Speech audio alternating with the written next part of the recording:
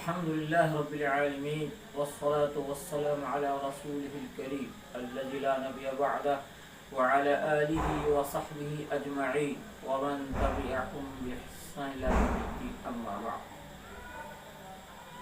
محترم ناظرین کرام اور میری ماں اور بہنوں اور اسلامی دینی بھائیوں، آج اس محفل کا موضوع ہے عدالتی نکاح یعنی کورٹ میرج کی کیا حیثیت ہے.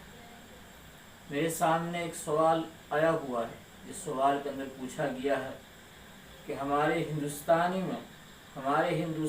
میں عدالتی نکاح کی مروجہ صورت یہ ہے کہ مرد و عورت رجسٹرار کے پاس نکاح نامہ پر صرف دستخط کر دیتے ہیں، نکاح ہو جاتا ہے، خواہ وہاں گواہان موجود ہوں یا موجود نہ ہوں، اور عاقدین ایجاب و قبول زبانی کریں یا نہ کریں.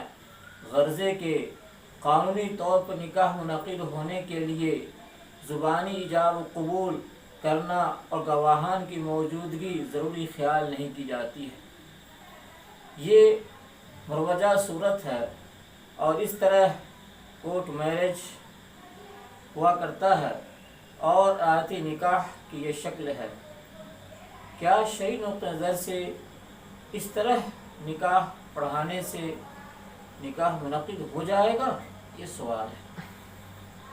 اس کا جواب یہ ہے کہ ہماری شریعت اسلامیہ کی روشنی میں اس طرح کا نکاح درست اور صحیح نہیں ہوتا ہے، کیونکہ شرعاً نکاح منعقد ہونے کے لیے ضروری ہے کہ عقد نکاح کی مجلس میں دو عاقل بالغ مسلمان مرد موجود ہوں یا ایک عاقل بالغ مسلمان یا دو عاقل بالغ مسلمان عورتیں موجود ہوں، اور عاقدین بول سکتے ہوں، عاقدین قوت گواہی رکھتے ہوں، تو ایجاب و قبول کا تلفظ زبان سے کریں. ایسا کرنا ضروری ہے، ورنہ اس کے بغیر نکاح درست اور صحیح نہیں ہوتا ہے. یہ شرطیں اگر رجسٹرار کے پاس مکمل پائی جائیں تو نکاح درست ہوگا، اور اگر نہ پائی جائیں تو نکاح درست نہیں ہوگا، اور بیوی میاں کے تعلقات بھی حلال اور درست نہیں ہوں گے بلکہ حرام ٹھہریں گے. حضرات گرامی، نکاح کے اندر دو گواہان کا ہونا ضروری ہے، خواہ دونوں مسلمان ہوں یا ایک مسلمان مرد یا دو مسلم عورتیں ہونا ضروری ہے. اس لیے قرآن مجید کا بیان ہے وَاسْتَشْهِدُوا شَهِيدَيْنِ مِنْ رِجَالِكُمْ فَإِنْ لَمْ يَكُونَا رَجُلَيْنِ فَامْرَأَتَانِ مِمَّنْ تَرْضَوْنَ شُهَدَاءَ أَنْ تَضِلَّ إِحْدَاهُمَا فَتُذَكِّرَ إِحْدَاهُمَا الْأُخْرَى. قرآن نے بتایا کہ دو مرد یا ایک مرد دو عورتیں گواہ ہونی چاہیے، اور اس آیت پاک سے فقہاء نے استدلال کیا ہے کہ نکاح کے باب کے اندر بھی دو مسلمان گواہ مرد ہوں یا ایک مسلمان مرد دو مسلمان عورتیں گواہ ہوں، تب جا کے نکاح درست اور صحیح ہوگا، اور گواہان کا ہونا نکاح درست ہونے کے لیے شرط ہے.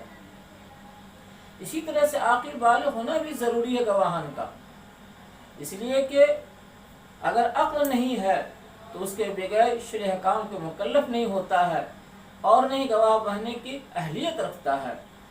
اسی طرح سے نابالغ بچہ ہے تو نابالغ بچہ کی گواہی معتبر نہیں ہے، کیونکہ نابالغ ہونے کی وجہ سے وہ شرعی احکام میں مکلف نہیں ہے، گواہ بننے کا وہ اہل نہیں ہے، اور اس کے پاس مکمل پختہ عقل نہیں ہے، عقل کی بھی کمی ہے.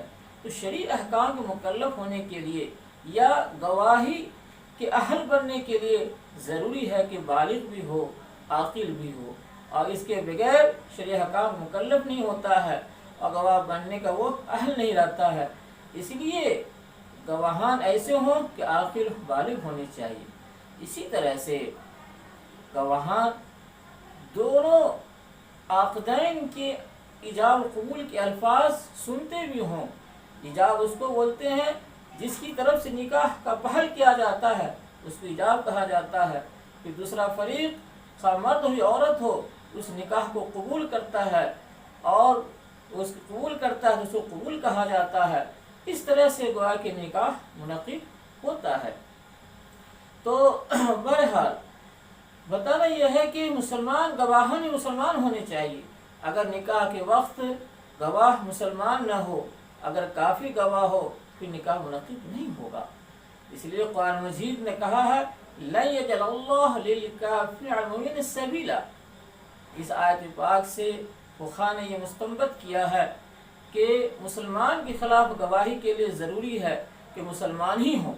اس لیے قرآن مجید نے کہا وَالْمُؤْمِنُ بَعْضُهُمْ أَوْلِيَاءُ بَعْضٍ کہ مومن ایک دوسرے کے اولیاء ہیں، یعنی مومن کے آپس کے اندر ایک دوسرے کی گواہی بھی معتبر ہوگی اور اس کے خلاف بھی گواہی معتبر ہوگی، لیکن ایک کافر کی گواہی کسی مسلمان کے خلاف معتبر نہیں ہے۔ اس لیے نکاح کی مجلس کے اندر جو گواہ ہوگا، جو دو گواہ ہوں گے، وہ دونوں مسلمان ہونے ضروری ہیں، ورنہ پھر نکاح منعقد اور درست نہیں ہوگا۔ اسی طرح سے گواہی کے بغیر نکاح درست اس لیے نہیں ہوتا ہے کہ حدیث شریف کے اندر آپ صلی اللہ علیہ وسلم نے ارشاد فرمایا لا نکاح الا ولی وشاہد عدل، کہ نکاح درست ہو ہی نہیں سکتا بغیر ولی کے، دو عادل گواہ کے۔ صحیح ابن حبان کے اندر حدیث موجود ہے۔ اسی طرح حضرت ابن عباس رضی اللہ تعالی عنہ سے بھی روایت ہے، اور وہ روایت مرفوعاً بھی ہے، وہ کہ مرفوعاً روایت پر کلام کیا گیا ہے، اور امام ترمذی نے یہ فرمایا کہ یہ روایت دراصل موقوفاً ثابت ہے۔ آپ رضی اللہ تعالی عنہ نے یہ کہا لا نکاح الا بینۃ، بغیر بینہ کی نکاح درست نہیں ہوتا ہے۔ بینہ کیا ہے؟ وہی دو مسلم مرد گواہ ہوں، یا پھر ایک مرد یا دو عورتیں ہوں، یہ گویا کہ کامل بینہ کہلاتا ہے۔ دیکھیے سنن ترمذی باب ما جاء لا نکاح الا ببینۃ، حدیث نمبر 1110۔ خلاصہ کلام یہ ہوا کہ مروجہ عدالتی نکاح کی جو شکل صورت ہے، اس شکل صورت کے اندر نہ تو گواہان کا ہونا ضروری ہے اور نہ ہی عاقدین کا ایجاب و قبول زبانی ادا کرنا ضروری ہے، صرف دونوں دستخط کر دیتے ہیں نکاح ہو جاتا ہے۔ ظاہر سی بات ہے شرعی نقطہ نظر سے یہ نکاح صورت صحیح نہیں ہے، لہذا عدالتی نکاح کی جو شکل بتائی گئی ہے، اس شکل میں اگر نکاح ہوتا ہے تو نکاح صحیح نہیں ہوگا، لہذا دوبارہ نکاح پڑھانا پڑے گا، ورنہ جو ہے نکاح درست نہ ہونے کی وجہ سے بیوی میاں کے تعلقات حرام ہوں گے اور یہ نکاح فاسد ہوگا، پھر آگے چل کے جو نسل چلے گی وہ حرام نسل چلے گی۔ اللہ تعالیٰ سے دعا ہے کہ اللہ تعالیٰ ہم آپ کو سمجھنے کی توفیق عطا فرمائے۔ وآخر الحمد للہ رب العالمین۔